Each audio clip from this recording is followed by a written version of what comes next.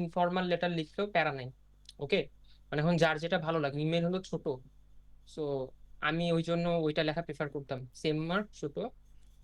আচ্ছা, তাহলে চল আজকে আমরা প্যারাগ্রাফ নিয়ে একটু কথা বলবো। প্যারাগ্রাফ, আচ্ছা আমারে বলতো ভাই, প্যারাগ্রাফের ফরম্যাট অথবা প্যারাগ্রাফ সম্পর্কে কি কতদূর কি জানোস আমাকে বল, একটু শুনবো তোদের কাছ থেকে আগে।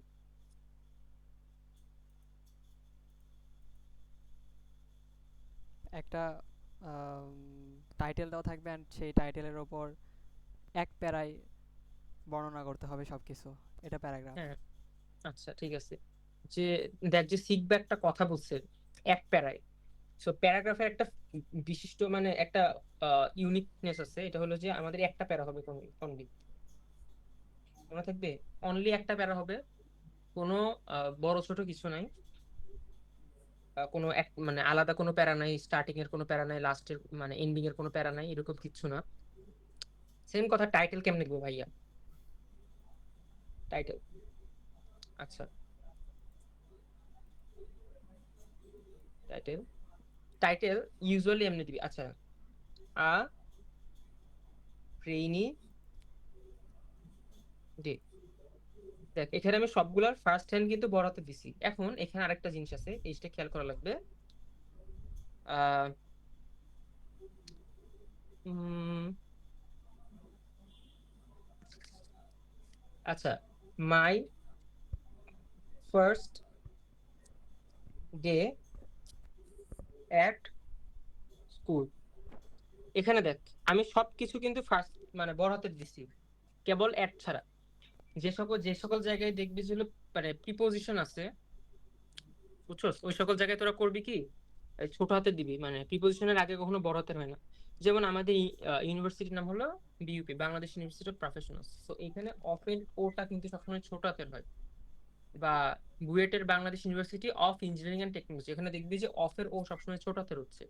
তো এই জিনিসটা মনে রাখবি, টাইটেলের সময় চেষ্টা করবি সবকিছু বড় হাতের দেয়া, টাইটেল চেষ্টা করবি যে এইরকম রেঞ্জে রাখার জন্য, মধ্যের রেঞ্জে রাখার জন্য। আর টাইটেল নিচে শুধু একটা দাগই এনাফ, দাগ না দিলেও চলবে। কথা হলো এটা, আচ্ছা আমি এগুলো লিখে দিই। টাইটেলে কোনো বক্স ডিজাইন এগুলো কিচ্ছু করা লাগবে না, এগুলারও মানে স্ট্যান্ডার্ড জিনিস নষ্ট করে। আন্ডারলাইন।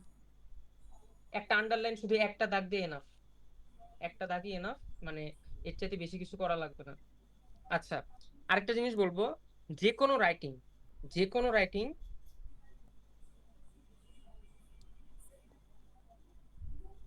চেষ্টা করবি পেজের লেফট সাইড থেকে শুরু করার জন্য।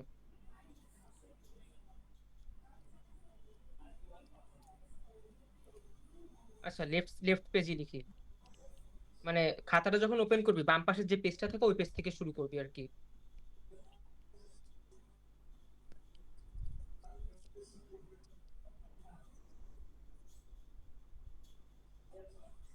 ধর যে এটা তো খাতা ভাইয়া, ঠিক আছে, এই যে এখানে আছে না, এই জায়গার মধ্যে শুরু করবি, স্টার্ট হবে এখানে, স্টার্ট হবে এই জায়গা থেকে। যে কোনো, এটা প্যারাগ্রাফের ক্ষেত্রে মানে এত ম্যান্ডেটরি কিছু না, প্যারাগ্রাফে তুই যেখান থেকে শুরু সেখান থেকে করতে পারিস, কিন্তু এই অভ্যাসটা রাখা ভালো। কারণ লেটারের সময় তোকে মাস্ট এই সাইড থেকে শুরু করা লাগবে, অ্যাপ্লিকেশনের সময় মাস্ট এই সাইড থেকে শুরু করা লাগবে। আর একটা টিচার যখন ধর যে একটা লেখা খুললো, ঠিক আছে, তুই যদি এখান থেকে শুরু করস না, একটা টিচার যখন তোর খাতাটা খুলছে, দেখ তুই যদি এই পেজ লিখোস না, এমনি একটা ভরা ভরা ভাব লাগবে, ঠিক আছে। বাট তুই যদি শুধু এই পেজে লিখে টিচার আবার পরের পেজে যাওয়া লাগে, তখন মানে জিনিসটা না অনেকটা বেখাপ্পা লাগে আর কি, মানে টিচার দেখে আসতেছে লেফট সাইডের রাইটিং, টিচারের মানে সাবকনশিয়াস মাইন্ডে ওইটা থাকে। So it's better to start from the left page, ঠিক আছে। এখন আমি বলবো একটা প্যারাগ্রাফের কিছু পার্ট থাকে, ঠিক আছে, কিছু পার্ট থেকে, পার্টস।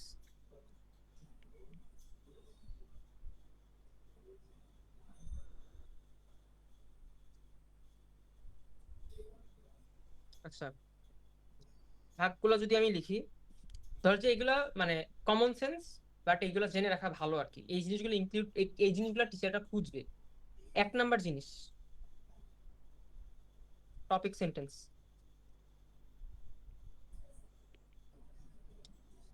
টপিক সেন্টেন্সটা কি, এই জিনিসটা হলো, ধর যে তুই একটা রেইনি ডে নিয়ে লিখতেছিস, ঠিক আছে, টপিক সেন্টেন্স সবসময় ডেফিনিশন হওয়া লাগবে না।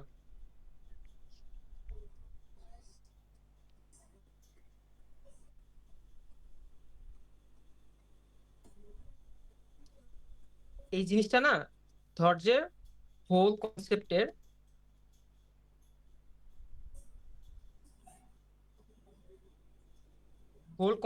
একটা ওয়েতে রেজলিউট করবে, ঠিক আছে? ধর যে তুই একটা রেনি ডে সম্পর্কে লিখবি, ঠিক আছে? তো এই রেনি ডে সম্পর্কে যখন তুই লিখবি, তুই রেনি ডে সংজ্ঞা দিয়ে শুরু করতে পারস, অথবা শুরু করতে পারস একটা রেনি ডে কেমন হয়, ঠিক আছে? মানে এইভাবে শুরু করতে পারস। সো মানে it's basically up to you. এখন আমরা যদি ধর যে এর পরে যদি যাই, একটা টপিক ধর যে তুই টপিক সেন্টেন্স লিখবি, টপিক সেন্টেন্স অলওয়েজ এক লাইনের মধ্যে লেখার ট্রাই করবি তুই। এক লাইনের বেশি টপিক সেন্টেন্স যাওয়া ঠিক না। একটা টিচার যখন তোর প্যারাগ্রাফটা দেখবে, ওই টিচারটা কিন্তু তোর ফুল প্যারাগ্রাফ নাও পড়তে পারে, বাট উনি তোর টপিক সেন্টেন্সটা মাস্ট করবে। সেকেন্ডে আসে বডি, এন্ড বডির মধ্যে থাকে এক্সপ্লেনেশন, ঠিক আছে? কারণ এক্সপ্রেশন জিনিসটা আছে না, তুই যে আইডিয়াটা দিছস, ধর যে এই যে কনসেপ্ট বা এই আইডিয়াটা, এই কনসেপ্ট বা আইডিয়া ওই টপিক সম্পর্কে, এই জিনিসটা মেইন কথা ফিল করবে বা এক্সপ্যান্ড করবে, আইডিয়াটা এক্সপ্যান্ড করবে। এন্ড মানে এই জিনিসটা না মানে সব সময় ধর যে তোর আহ অনেক সময় ফিলারের মতো কাজ করে, দেখা যায় যে হলো এই জিনিসটা তুই তোর লেখা বড় করতে ইউজ করতেছস বা লেখা ফিল করতে ইউজ করতেছস, তুই তোর এক্সপিরিয়েন্স সম্পর্কে বলতেছস। ইউজুয়ালি মানে ধর যে আর এনিডে সম্পর্কে মানে কোনো মানে ইউজুয়ালি প্যারাগ্রাফে আর কি এগুলা ইউজ করে না, ধর যে মানে আমার নিজের এক্সপিরিয়েন্স এগুলা যদি না বলে দেয় তাহলে ইউজ করে না, ঠিক আছে? সো বাট হলো তোর তুই যদি মানে বলে দেয় যে right about a rainy day you have experience বা এরকম যদি কিছু বলে দেয়, তখন তুই এই কাজটা করতে পারস। তুই ধর যে এইখানে যদি লেখোস মানে আর মানে এই একটা রেনি ডের বৈশিষ্ট্য নিয়ে যদি লেখোস, ধর যে আর rainy day offers a rare moment of peace and reflection uh, amid the rush of everyday life or amid the sound of city noise, ঠিক আছে? এরকম লিখতে পারো। তাহলে তোর এক্সপ্লেনেশনে কেমন আসতে পারে, এক্সপ্লেনেশনে তুই ধর যে এই যে বৃষ্টি রিমঝিম করে পড়তেছে এই জিনিসটা তুলে ধরতে পারো। তো লিখতে পারো যে the rhythm of raindrops sounds or muffles the usual city noises, creating uh মানে peaceful or soothing atmosphere that slows everything down। মানে এরকম কিছু একটা লিখতে পারো, ঠিক আছে? কথা হলো যে মেইন কথা, তুই এক একটা দিক তুলে ধরবি একটা মানে আর ইউনিটের শুধুমাত্র একটা কোনো দিক থাকে না। ধর যে এই জিনিসটা নিয়ে তুই কি ফিল করতেছস, একটা এনভায়রনমেন্ট কি ফিল করতেছে, ধর যে ব্যাং ডাকতেছে, সবকিছু সবুজ সুন্দর দেখাচ্ছে, এরকম জিনিসপাতি। বুঝা গেছে? আর থার্ডে যে জিনিসটা আসবে, ধর যে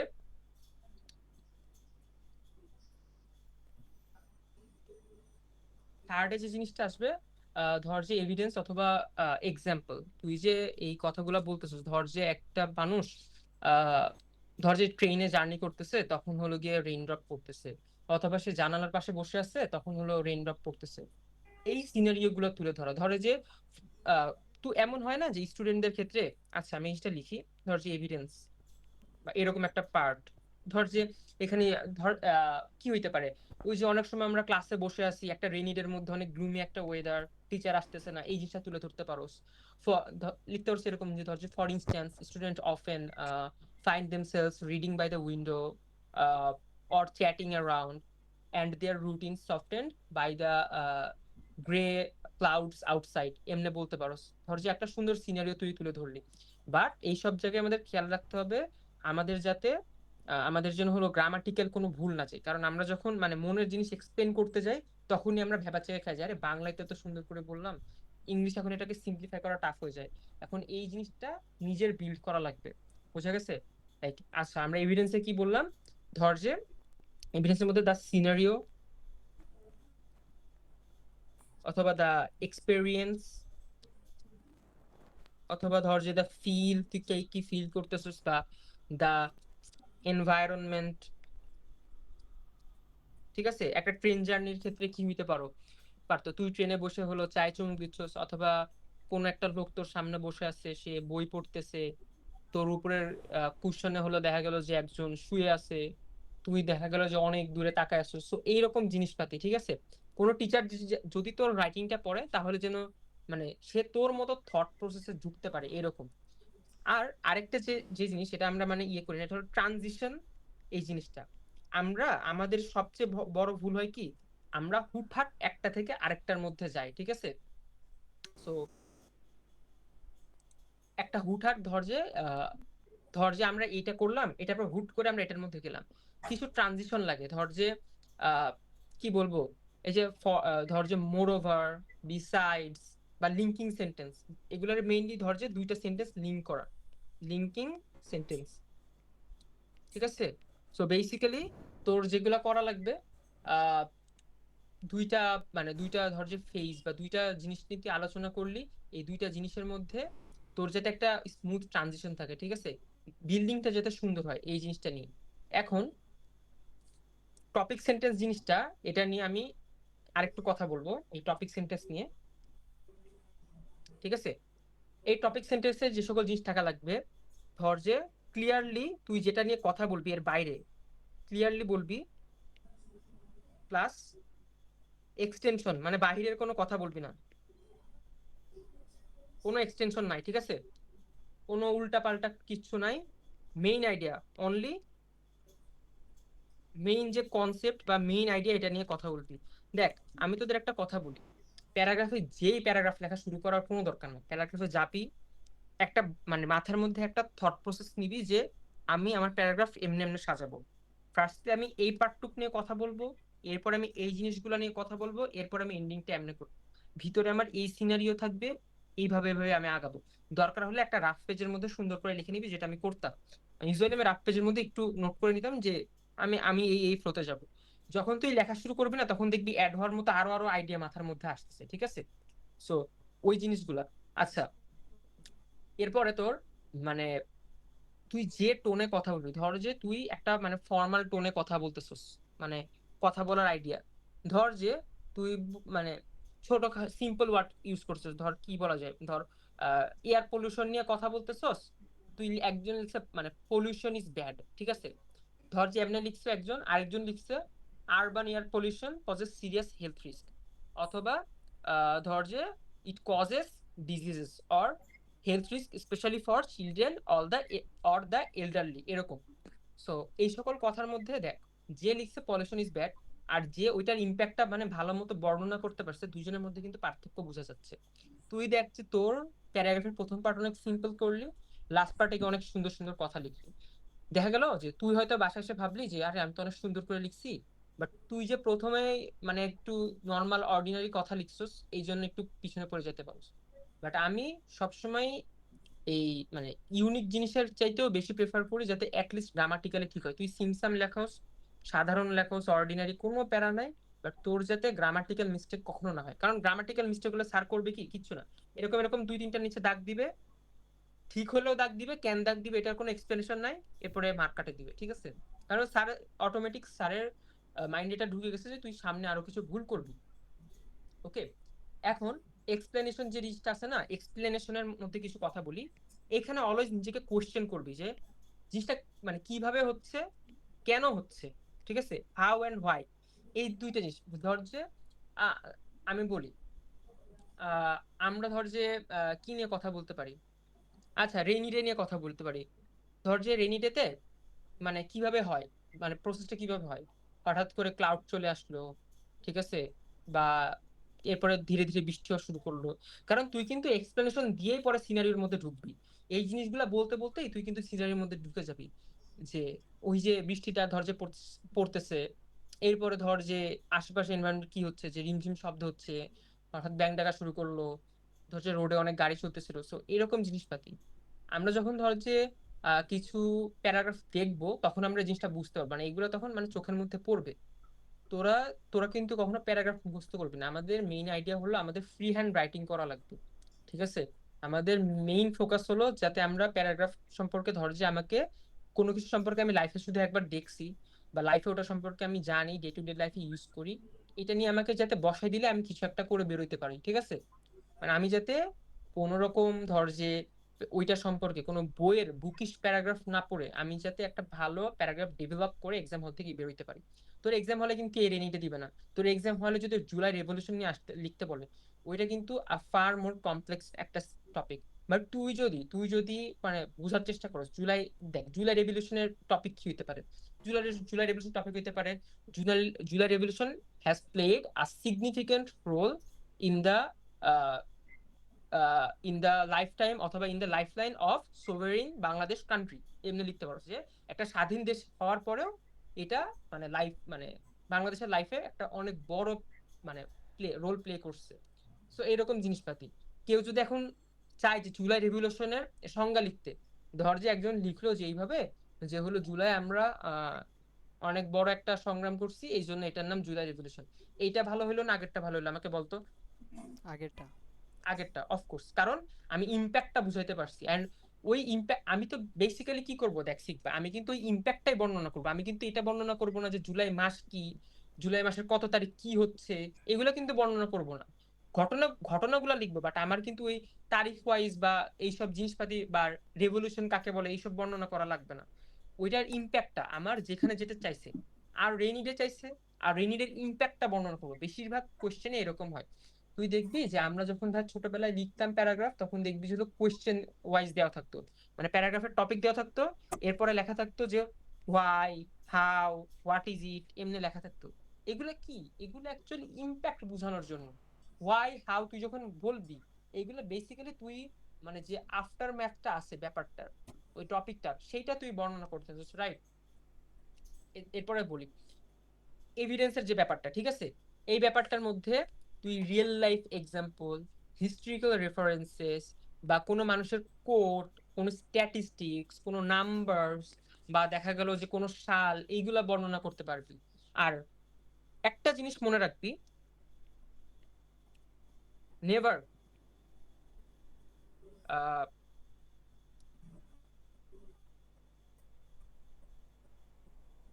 ইয়োর অপিনিয়ন ফোর্সফুলি। একটা প্যারাগ্রাফ একটা আর্গুমেন্টেটিভ এসে না, এই জিনিসটা হলো আর্গুমেন্টেটিভ এসের একটা গুণ। এই জিনিসটা কখনো প্যারাগ্রাফে করবি না, প্যারাগ্রাফে তোর মতামত কেউ চাই না, এটা মনে থাকে যেন প্যারাগ্রাফে তোর মতামত কেউই চায় নাই। সো কখনো এটা চেষ্টা করবি না যে আমার এই মতামতটা আমি প্যারাগ্রাফে দিব, সোজা কথা, ঠিক আছে? আর কোন রকম মানে জেনারেলাইজ কথাবার্তা দিবি না, ধর যে কোন একটা কন্ট্রোভার্সিয়াল কথা আসলো, কন্ট্রোভার্সিয়াল টপিক আসলো জুলাই রেভলিউশনে লিখতে গিয়ে, ওই জিনিসটা তুই অ্যাভয়েড করবি। কারণ প্রত্যেকটা টিচার, তোর খাতা কিন্তু কোনো এআই দেখতেছে না, একটা টিচার দেখতেছে। সো যে কোনো কন্ট্রোভার্সিয়াল বা হিস্টোরিক্যাল টপিক আসলে চেষ্টা করবি মানে নিজের বায়াসনেস থেকে বের হয়ে এড়াই যাওয়ার জন্য, ঠিক আছে, যাতে মানে ধর যে নর্মালি ওইটা সম্পর্কে যে ইম্প্যাক্ট জনসাধারণের উপরে সেটা ইয়া করার জন্য। ধর যে জুলাই রেভলিউশনের মতো আরো অনেক কিছু থাকতে পারে, ধর যে আহ ডৌরি সিস্টেম নিয়ে থাকতে পারে। এখন অনেকের ধর যে অনেকে কিন্তু আছে যে ডৌরি সিস্টেমের মানে একটা ভালো দিক সাপোর্ট করে, অনেকেই আছে। এখন ধর যে ওইরকম একটা টিচার পড়লো, তুই ডৌরি সিস্টেম একদম ধুয়া ফেলছিস, এরকম না। ডৌরি সিস্টেমের দেখা গেল যে এই জিনিসটা খারাপ, সোজা কথা এই জিনিসটা খারাপ।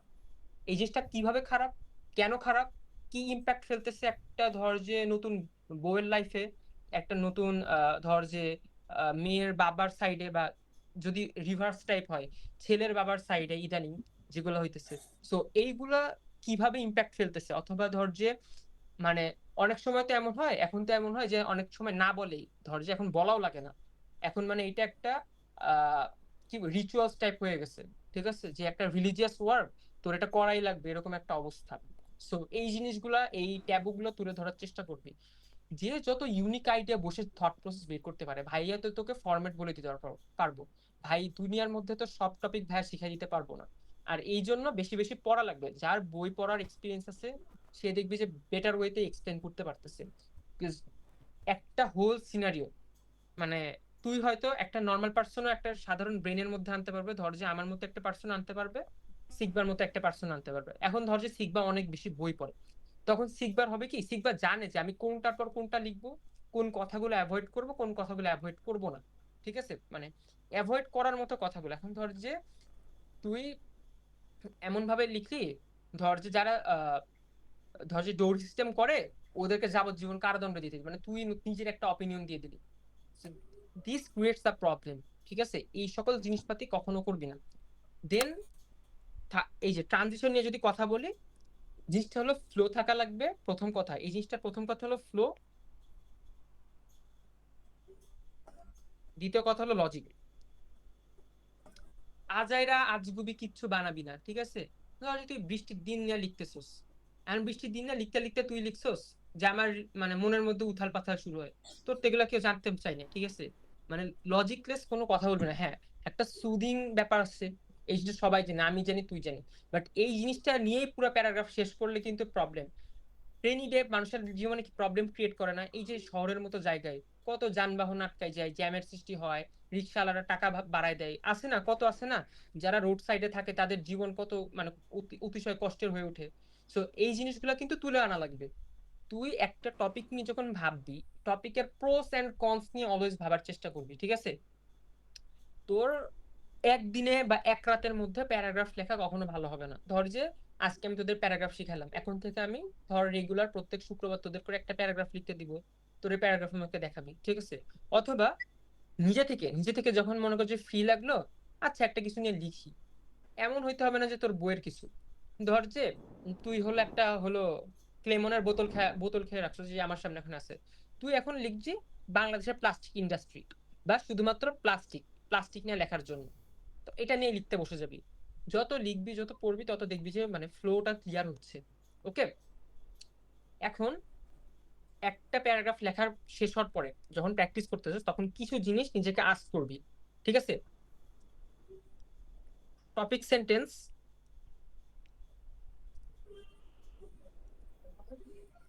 ক্লিয়ার কিনা, তোর টপিক সেন্টেন্সের মধ্যে কোনো আজেরা জিনিস আছে কিনা। তুই যখন ধর যে লিখার আগে ড্রাফট করছস, ধর যে সাইডে খাতার সাইডে একটা ড্রাফট করে ফেলছস, এখানে দেখবি যে তুই যে আইডিয়াটা ইভালুয়েট করলি, এই আইডিয়াটার টপিক সেন্টেন্স ক্লিয়ার নাকি। এরপরে তুই তো আইডিয়াগুলো লিখছিস, তাই না? এই আইডিয়াগুলো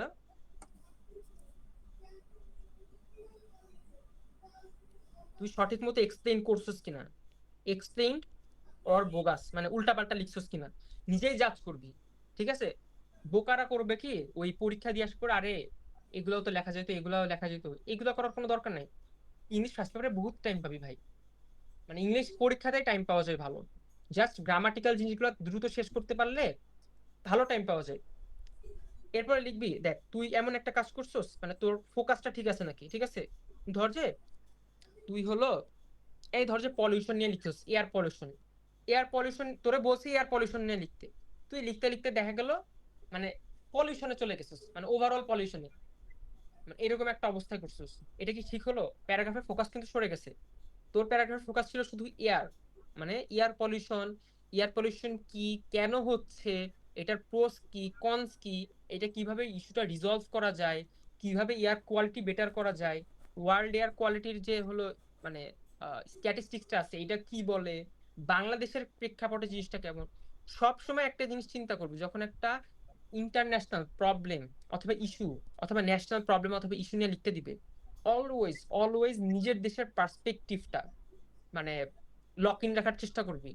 মানে নিজের দেশ বা নিজের এনভায়রনমেন্টের যে কনসেপ্ট আছে, ধর যে তুই গ্রামে থাকোস বা তুই শহরে থাকোস, মানে একটা মানুষ তো শহর বা গ্রামেই থাকতে পারে। সো একটা রেনি ডে নিয়ে যখন লিখবি তখন শহর গ্রাম দুইটারই প্রোস এন্ড কনস নিয়ে লিখবি, ঠিক আছে? এরপরে একটা ইম্পর্টেন্ট জিনিস, ওয়ার্ড কাউন্ট। ভাইয়া কতখানি লিখবো, ঠিক আছে? মানে আমার কতখানি লেখা উচিত? আচ্ছা এখানে কে কত পেজ লিখোস আমারে বলতো, একটা প্যারাগ্রাফ? 2 পেজ। 2 পেজ, আচ্ছা আর বাকিরা?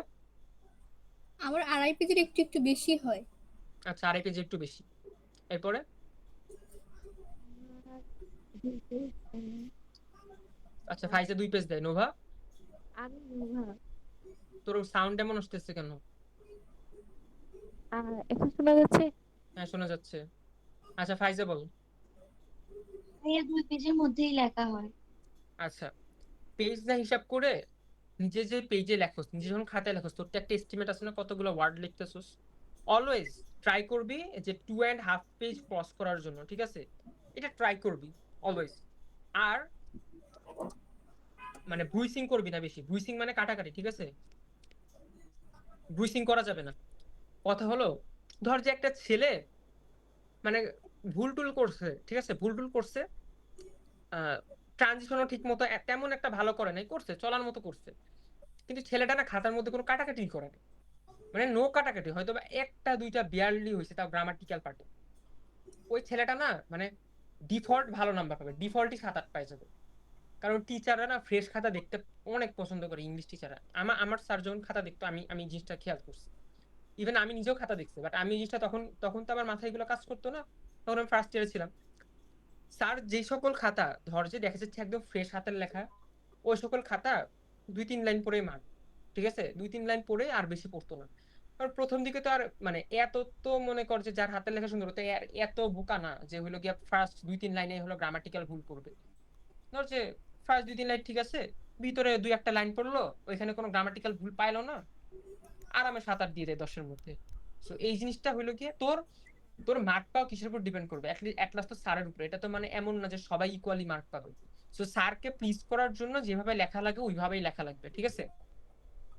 ধর যে কিছু এইখানের মধ্যে একটা প্যারাগ্রাফের মধ্যে অলওয়েজ একটা জিনিস খেয়াল রাখবি যে তোর লেন্থ স্ট্রাকচার জিনিসটা ঠিক আছে কিনা, তোর ল্যাঙ্গুয়েজটা ঠিক আছে কিনা। আর তুই মানে ভেগ কোনো মানে ধর যে একটা কথা অর্ধেক বলে আরেকটা কথায় চলে গেছিস, তুই ধর যে বৃষ্টি পড়া নিয়ে কথা বলতেছিস অথবা শহরের কথা বলতেছিস। ধর যে শহরে গাড়ি চলতেছে, গাড়িতে এখন মানে বৃষ্টি হইলে গাড়িতে চলাচলের সমস্যা হয়, জ্যাম বাঁধে। বলতে বলতে তুই হঠাৎ করে গ্রামে মানে হঠাৎ করে বলে দিলে যে গ্রামে বৃষ্টি পড়লে এই হয়ে যায়। তুই আগে শহরের কথা বলবি, শহরের কথা শেষ করবি, পরে গ্রামের কথা দিবি, অথবা আগে গ্রামের কথা যেটা বলতেছিস যে টপিকে আসছিস ওই টপিকটা ফুললি কমপ্লিট করবি, ঠিক আছে। একটা এভারেজ স্টুডেন্টের প্যারাগ্রাফ আর একটা বেটার ভালো স্টুডেন্টের প্যারাগ্রাফের মধ্যে পার্থক্যই হয় 3-4টা জায়গায়।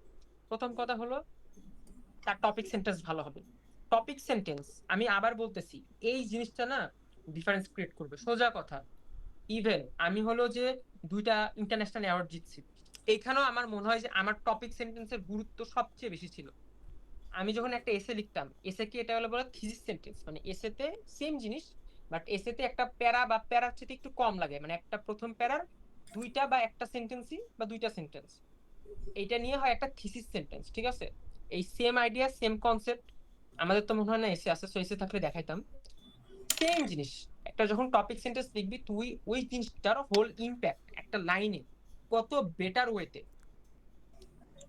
ধর যে তুই একটা হলো অনেক সুন্দর ইয়ে লিখলি, ঠিক আছে, অনেক সুন্দর একটা মাউন্টেন লিখলি, দেখার পরে একটা ছেলে লিখলো I have never seen such beauty, ঠিক আছে, একটা ছেলে এটা লিখলো।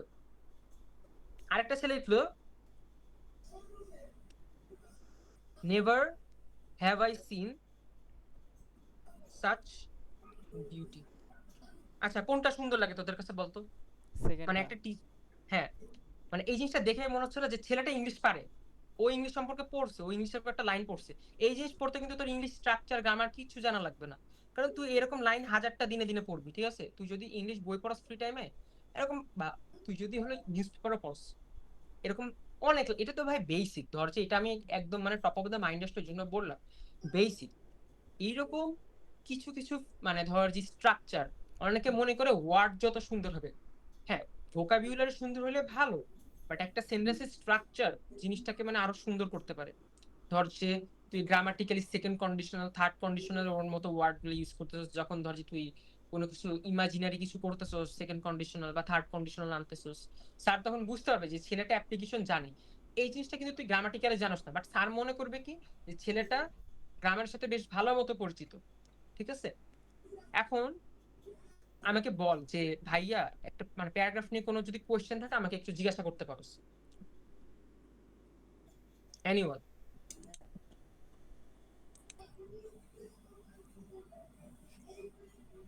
হ্যাঁ, একটা প্যারাগ্রাফ থেকে এই জিনিসগুলো হচ্ছে ইন্ডিকেট করে করে দিলে ভালো হতো।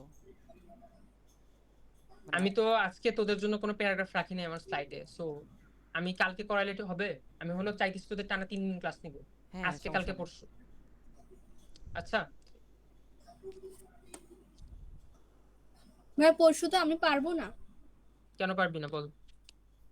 সোমবার আমার পরীক্ষা, কি পরীক্ষা? বাংলা। কেন পরীক্ষা দিয়ে এসে করতে পারবি না? ও সোমবারে না, রবিবারের কথা বলছো না?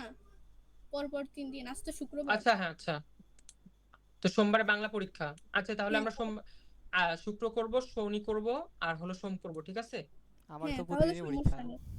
হ্যাঁ, আমার তো প্রতিদিনই পরীক্ষা। এখন পরীক্ষার জন্য ক্লাস মিস দিলে হবে? বলা, আমার তো মিড টার্ম চলতেছে, যে তোদের ক্লাস নিচ্ছে না। সেটা তো তোদের বলতেছি, ক্লাস, আমি তো ক্লাস করতেছি, সমস্যা তো নাই। তোদের ক্লাস নিছি, আরেকটা একটা গিয়ে ক্লাস নেওয়া লাগছে, ওখানে ইন্টারভিউ দেওয়া লাগছে, আবার এসে তোদের স্লাইড মানে তোদের এই চিটা যে পড়াবো এটা নিয়েও তো আমার একটু দেখা লাগবে, মানে টপ অফ দ্য মাইন্ড তোমরা তো ভাই আসে না। টপার। আমি টপার না ভাই, আমি এতটাও টপার না, বাট আমি বেশি একটা এক্সাম দেই নাই, কারণ 2টা এক্সাম দিছি, আমার একটা এক্সাম হয়ে গেছে, আমি চুপ করে বসে আছি। আচ্ছা তাহলে মানে আমি হলো আজকে আর বেশি সময় নষ্ট করবো না, আমি আর কি ক্লান্ত, বুঝছোস? আমি হলো ধর যে আজকে হলো কিছুক্ষণ কম পড়াইছি, সো নেক্সট ক্লাসে আমি এই জিনিসটা কভার আপ করে দেবো, ঠিক আছে? ভাই ওকে, থিমটা বুঝাই দিলে ভালো হতো। কোনটা? থিম? সামারি? থিম, হ্যাঁ। আমারই ঠিক। হ্যাঁ, থিম সামারি থিম সামারি আমি পড়াইলাম না তোদের? ও থিম। তো ছিল না তখন, হ্যাঁ, সিগবা তো তখন ছিল না। Theme writing summary writing same না লামিয়া? না তাই তো ভাইয়া, জানি না আমি। আচ্ছা না আচ্ছা, ও আচ্ছা, তোদের তো একটা নতুন জিনিস আসছে। ও হ্যাঁ আচ্ছা, হ্যাঁ, আমার একটা জুনিয়র বলছিল। আচ্ছা আমি আচ্ছা, বলছিলাম এবার। ওকে ওকে। আচ্ছা থিম আমি তো এই জিনিসটা ভাইয়া তাহলে কালকে দেখতেছি। ওই তো পয়েম থেকে লেখা লাগে। আমি হলো আমার স্যারের সাথে কথা বলে আসি তাহলে, কালকে আমি দেখতেছি ব্যাপারটা। কারণ আচ্ছা, আমি দেখ, আমি তোদের হয়তো থিম পড়াই দিতে পারবো, ধর যে আমি থিম ঘাটাঘাটি করে আমি পড়াই দিতে পারবো, বাট আমার কথা হলো একটা টিচার কি চায় ওটা আমার জানা লাগবে, রাইট? সো হুম, আমি যে স্যারের কাছে পড়তাম উনি বোর্ড কোশ্চেন দেখতো, সো আমি ওনার সাথে কথা বলে আসি একদম। ওকে, এরপর আমি ওকে, তোদেরকে জানাবো যে কিভাবে কি লিখতে হবে, কি করা লাগবে, কেমন? ওকে ভাই। আচ্ছা। আচ্ছা আজকে আর এটা নিয়ে কোনো কোশ্চেন থাকলে বল, একদম ফ্রিলি। না, নাই। আচ্ছা তাহলে নেক্সট দিন আমরা করব কি, একটা 2টা প্যারাগ্রাফ নিব, নিয়ে আমরা লেখার চেষ্টা করব বা বোঝার চেষ্টা করব, আমি লিখে আনবো, বোঝার চেষ্টা করব কিভাবে কি হচ্ছে, ইনফর্মাল লেটার সম্পর্কে জানবো, ইমেল সম্পর্কে দেখবো, ইমেল কিভাবে লিখবে, ইনফর্মাল লেটার, গ্রাফ চার্ট দেখবো, থিম দেখবো। কালকে মানে ওকে, আমাদের নেক্সট 2 দিনের ক্লাস হলো এটা, ঠিক আছে? রাইটিং আমরা আচ্ছা, ফুল কভার আপ দিব, কেমন? ওকে ভাই। ঠিক। ওকে, তাহলে আজকে এই পর্যন্ত থাক ভাইয়া, কেমন? ওকে, ওকে, ঠিক আছে আচ্ছা ভাইয়া। আচ্ছা, are also I am sorry যে আজকে আমি লেট করছি, ঠিক আছে? অনেক কষ্ট দিয়ে ফেলছি আমি জানি, কেমন? টাটা, তাহলে